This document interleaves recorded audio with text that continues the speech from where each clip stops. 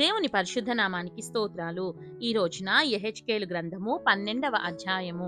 ఈ అధ్యాయంలో 28 వచనాలున్నాయి. మొదటి వచనం, మరియు యెహోవా వాక్కు నాకు ప్రత్యక్షమై ఇలాగు సెలవిచ్చెను.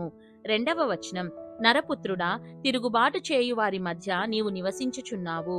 వారు ద్రోహులయ్యుండి చూచు కన్నులు కలిగియు చూడకయున్నారు, విను చెవులు కలిగియు వినకయున్నారు.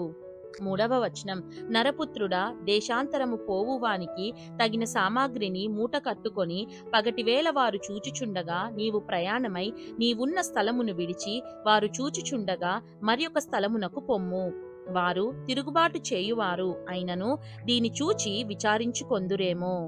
నాలుగవ వచనం, దేశాంతరము పోవువాడు తన సామాగ్రిని తీసుకొనున్నట్లు వారు చూచుచుండగా నీ సామాగ్రిని పగటియందు బయటికి తీసుకొని వచ్చి వారు చూచుచుండగా అస్తమానమున ప్రయాణమై పరదేశమునకు పోవువాని వలె నీవు బయలుదేరవలెను.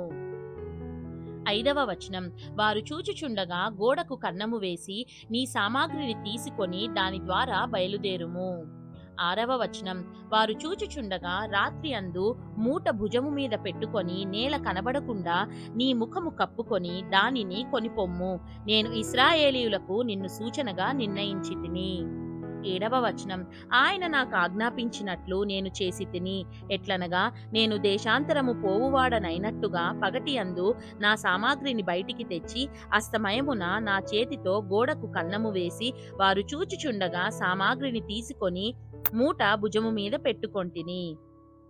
ఎనిమిదవ వచనం, ఉదయమున యెహోవా వాక్కు నాకు ప్రత్యక్షమై ఈలాగు సెలవిచ్చెను. తొమ్మిదవ వచనం, నరపుత్రుడా, నీవు చేయునదేమని తిరుగుబాటు చేయు ఇశ్రాయేలీయులు నిన్ను అడుగుదురు గనుక నీవు వారితో ఇట్లనుము. పదవ వచనం, ప్రభువగు యెహోవా సెలవిచ్చినదేమనగా, ఈ దేవోక్తి భావము యెరూషలేములోనున్న ప్రధానికిని దానిలోనున్న ఇశ్రాయేలీయులకందరికిని చెందును. 11వ వచనం, కాబట్టి వారికి ఈ మాట చెప్పుము, నేను మీకు సూచనగా ఉన్నాను, నేను సూచించినది వారికి కలుగును, వారు చెరలోనికి పోయి దేశాంతర నివాసులగుదురు. 12వ వచనం, మరియు వారిలో ప్రధానుడగువాడు రాత్రియందు సామాగ్రిని భుజము మీద పెట్టుకొని తానే మోసుకొని పోవుటకై తన సామాగ్రిని బయటికి తెచ్చుకొనవలెనని గోడకు కన్నము వేసి నేల చూడకుండా ముఖము కప్పుకొని పోవును. 13వ వచనం, అతని పట్టుకొనుటకై నేను నా వలయొగ్గి వాని చిక్కించుకొని కల్దీయుల దేశమైన బబులోనునకు వాని తెప్పించెదను. అయితే ఆ స్థలమును చూడకయే అతడు అక్కడ చచ్చును.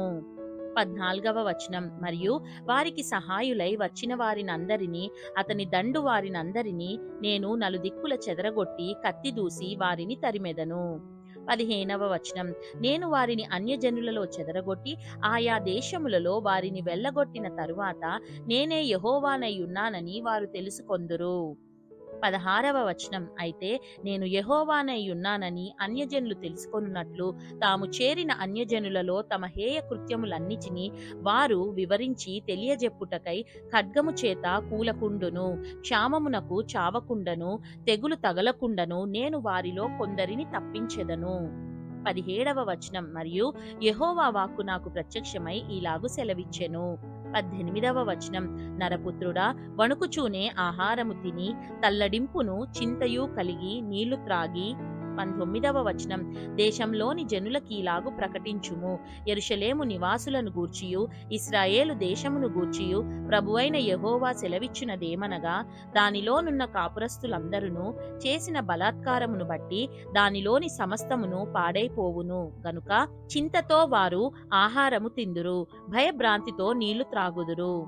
20వ వచనం, నేనే యెహోవానయ్యున్నానని మీరు తెలుసుకొనున్నట్లు కాపురపు పట్టణములు నిర్జనములుగా ఉండును, దేశమును పాడగును.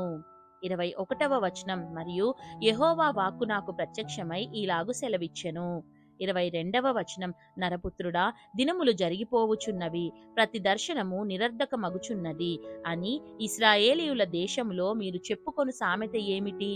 23వ వచనం. కావున నీవు వారికి ఈ మాట తెలియజేయుము, ప్రభువగు యెహోవా సెలవిచ్చినదేమనగా, ఇక మీదట ఇశ్రాయేలీయులలో ఎవరునూ ఈ సామెత పలుకకుండా నేను దానిని నిరర్ధకము చేసెదను గనుక నీవు వారితో ఇట్లనుము, దినములు వచ్చుచున్నవి, ప్రతి దర్శనము నెరవేరును. 24వ వచనం. వ్యర్థమైన దర్శనమైనను ఇచ్చకములాడు సోదెగాండ్ర మాటలైనను ఇశ్రాయేలీలలో ఇకను ఉండవు. 25వ వచనం. యెహోవానైన నేను మాట ఇచ్చుచున్నాను, నేనిచ్చు మాట ఇకను ఆలస్యము లేక జరుగును. తిరుగుమాటు చేయువారలారా, మీ దినములలో నేను మాట ఇచ్చి దాని నెరవేర్చెదను. ఇదే ప్రభువగు యెహోవా వాక్కు. 26వ వచనం. మరలా యెహోవా వాక్కు నాకు ప్రత్యక్షమై ఈలాగు సెలవిచ్చెను. 27వ వచనం. నరపుత్రుడా, వీనికి కనబడిన దర్శనము నెరవేరుటకు బహుదినములు జరగవలెననియు, బహుకాలము జరిగిన తరువాత కలుగు దానిని వీడు ప్రవచించుచున్నాడనియు ఇశ్రాయేలీయులు చెప్పుకొనుచున్నారు గదా. 28వ వచనం. కాబట్టి నీవు వారితో ఇట్లనుము, ఇకను ఆలస్యము లేక నేను చెప్పిన మాటలన్నీయు జరుగును, నేను చెప్పిన మాట తప్పకుండా జరుగును. ఇదే యెహోవా వాక్కు. దేవుడు చదవబడిన పరిశుద్ధ వాక్యాన్ని మనందరి వినికిడిలో దీవించి మనల్ని ఆశీర్వదించునుగాక. ఆమేన్.